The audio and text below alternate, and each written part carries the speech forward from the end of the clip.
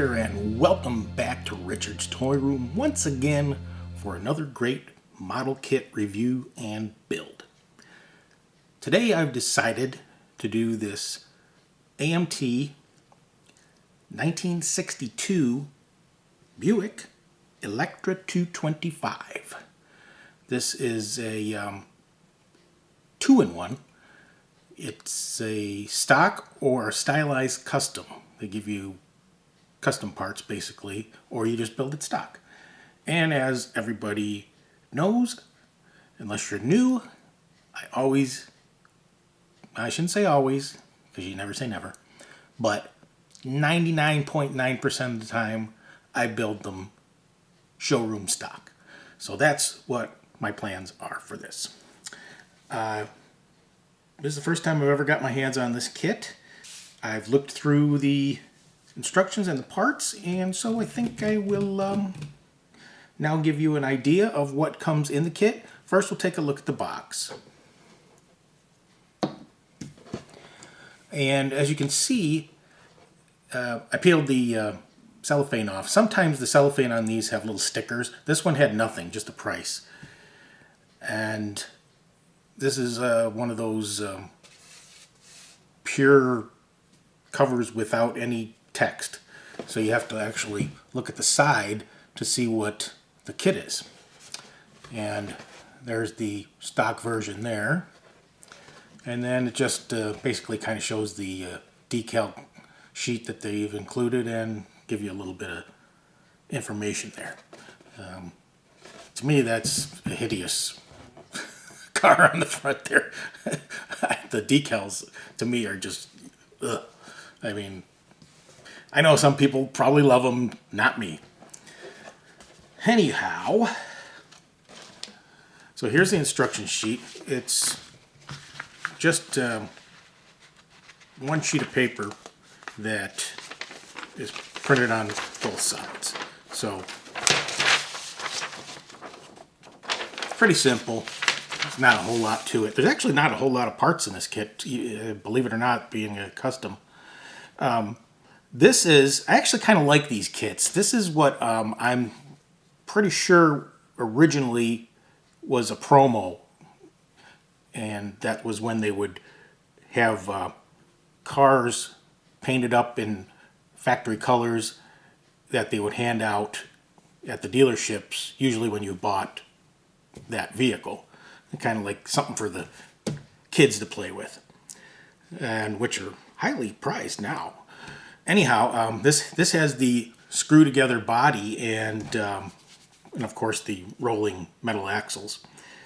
But it does have an engine and opening hood. I mean, it's got details. It's just very simplified, and I've found that these tend to really fit together nice. So hope I'm not jinxing myself by saying that. But just real quick, your engine. They only give you one engine. I'm assuming it's the engine that came with the original car. It's a Wildcat V8. Of course, you never know with these kits. And interior. I don't like the interior on this. It's a one piece. But I mean, that's kind of what you get when you get these original promo design vehicles. Everything is meant to, the least amount of parts as possible to make that, basically make it into a toy. Then you just pop in the interior into the body, building your wheels, and putting your engine chassis together, popping the body to the frame, and then pretty much almost all the rest of this is custom parts, except down here where you're putting the taillights and the bumper in. Everything else is custom stuff. So, I mean, to me, that's just, I'm done once I hit there. They do give you a Continental kit, but to me, by 1962, that was kind of passé. And it says you can use it as stock, but I wouldn't put it on. It's kind of gaudy looking. 50s car, I might think about it. This one, no.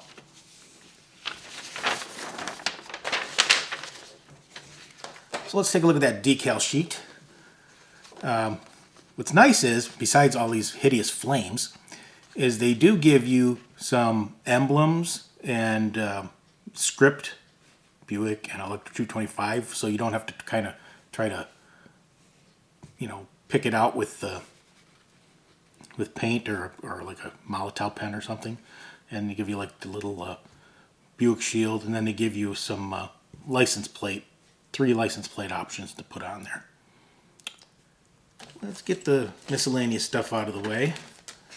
So here's your metal axles and your 4 screws. Nothing really to show there.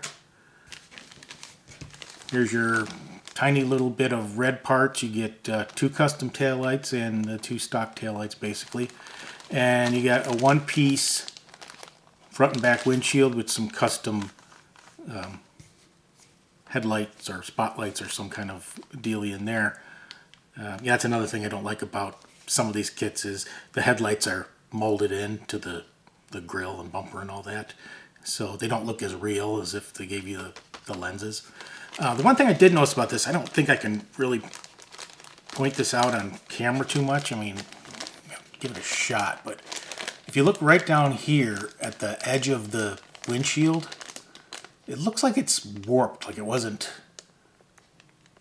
molded straight. So I'm hoping that part won't show when it gets put into the car. Otherwise that could be an issue.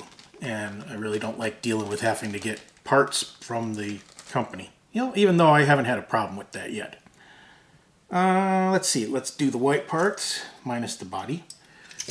Like I said, not a whole lot. That's it. So you've got your engine. I'll get up here and show you. Your engine parts is in a battery and a radiator. That's basically about all that's on there. Here you've got some custom front and rear bumper things and some your wheel hubs. Here they give you your dash, and dash is pretty neat. I mean, it's detailed enough. And then a tonneau cover for a convertible top, which this isn't a convertible, so I'm guessing maybe if you want to cut the top off, or maybe there's another kit of this that is a convertible. And steering wheel. And finally, some more custom parts, your hood, some of the Continental kit parts, seat belts. That's about it.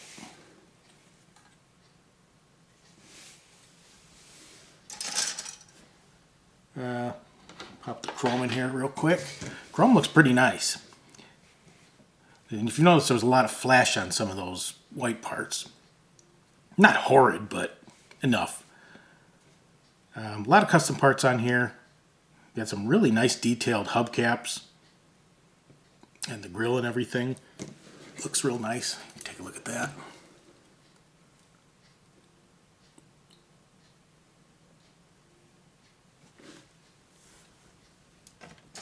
And finally, you got the body. So you got your basically your it's nicely detailed. No exhaust to put on this one, or rear axle, any of that stuff. Front suspension's all molded in. Again, some people like it, some people don't. I mean, honestly, how many times do you really pick up your models and look at the bottom of them? But you still detail them anyway. But this just looks less realistic. And then, of course, you have your one-piece interior bucket. Everything is completely molded in there. And they did manage to put some detail on the seats and the side door panels there, but they're a little bit harder to paint like this. And finally, you have your Buick body here. The little vent ports are open. I don't know if that's showing on the camera or not, but they are molded open. A little bit of flash, just a tiny little bit. Do have some mold lines that need to be cleaned up on it. I could see them all over going up and down the fenders and along the back. So this will take a bit of cleaning up to get rid of all those mold lines and stuff, but all in all, oh, they do have the Electra. They do have the Electra 225 molded in back here. So I guess if you wanted to pick it out, maybe you could try, but it is very fine. I don't know if you can make it out. It's right there.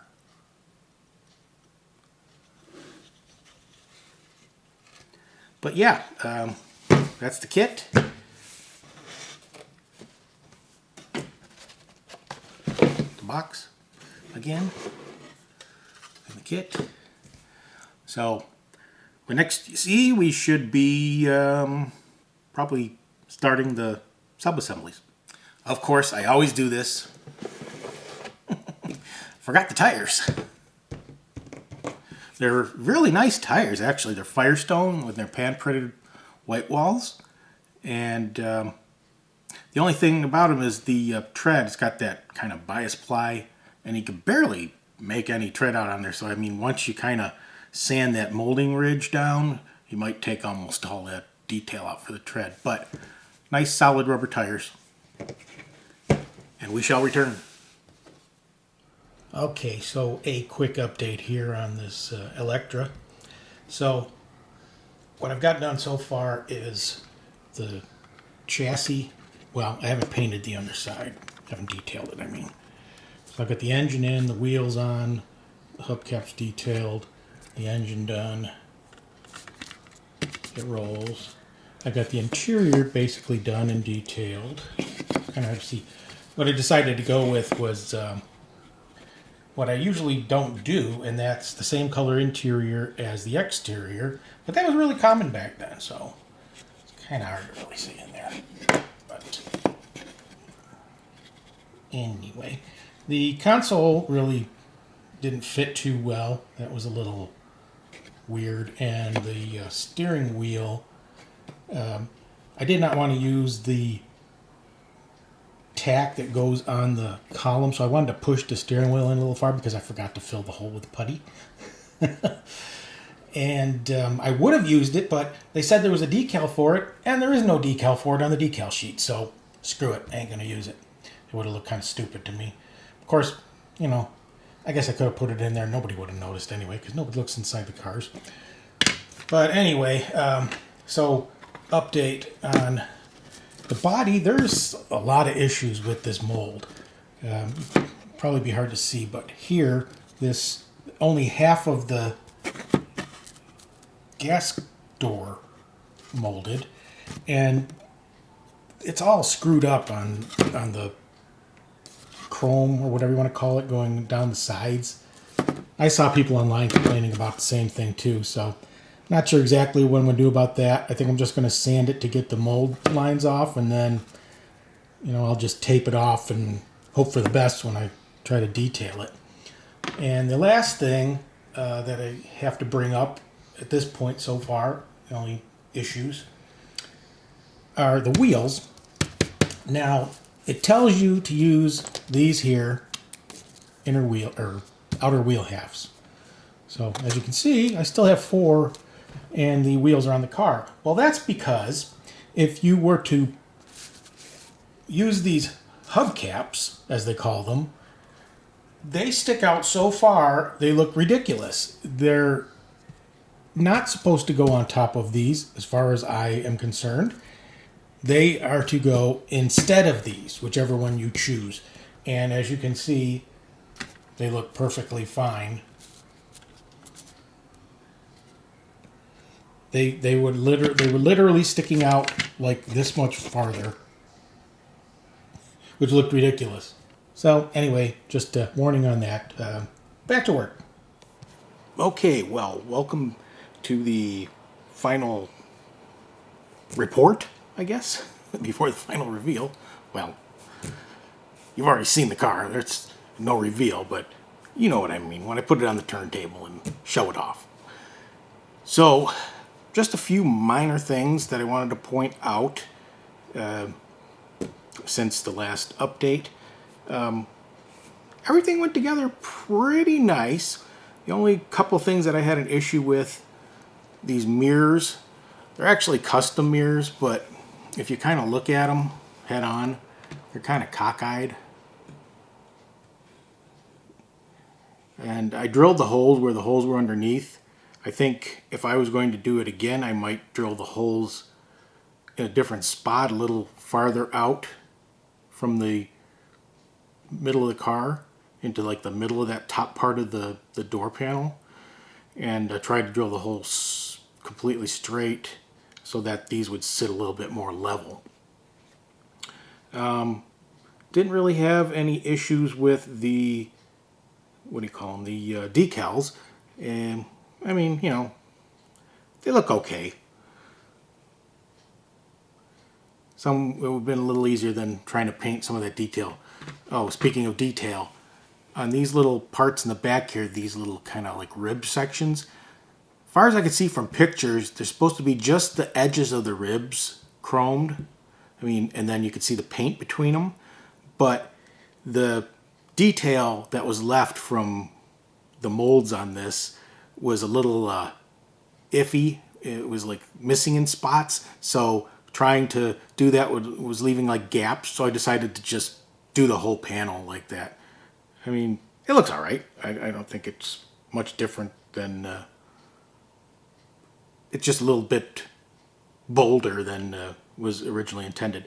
And as far as the detail for the side trim, you'll see in the turntable video, the molding there was a little iffy as well.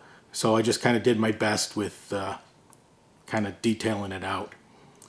And the only other thing is you got to remember, oh, and on the hood, that really thin chrome strip that you see, that was actually supposed to be kind of down in the groove. There's kind of like a valley, and it's just a really thin chrome strip along that. But that was like, oh God, nearly impossible to say like tape off and kind of, you know, without making a mess. So I just decided to just carefully by hand just go across the very ridge of that V shape on there and do it. And I think it looks fine. And I don't think the average person is going to know any different. And don't forget, on this car, around the headlights, there, you know, there's an actual bezel that's chrome around, you know, there's glass and then there's like a round bezel. But beyond that, where it goes down, because they're kind of like tubes, where they go down to the grill, that's body color. So you have to like do hand painting on those sections down there to make it look authentic.